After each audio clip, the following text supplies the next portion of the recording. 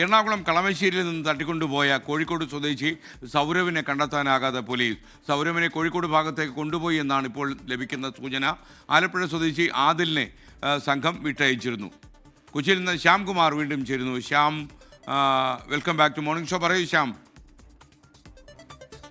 SKN കഴിഞ്ഞ ദിവസമാണ് കളമശ്ശേരി കുസാറ്റിന് സമീപത്തെ ഹോസ്റ്റലിൽ നിന്ന് 2 യുവാക്കളെ ഒരു സംഘം ആളുകൾ തട്ടിക്കൊണ്ടുപോയത്.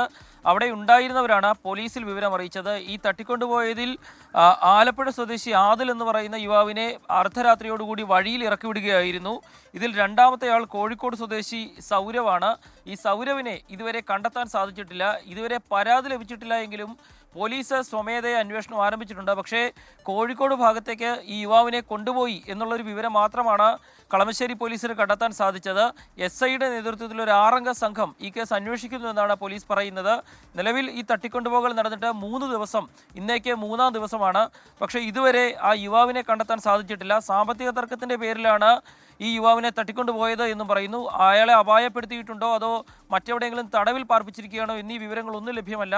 ഏതായാലും കൊച്ചി നഗരത്തിൽ നിന്നാണ് ഒരു യുവാവിനെ ഒരു സംഘം ആളുകൾ തട്ടിക്കൊണ്ടുപോവുകയും ആ യുവാവിനെ ഇതുവരെ കണ്ടെത്താൻ സാധിക്കാതിരിക്കുകയും ചെയ്യുന്നത്. SKN.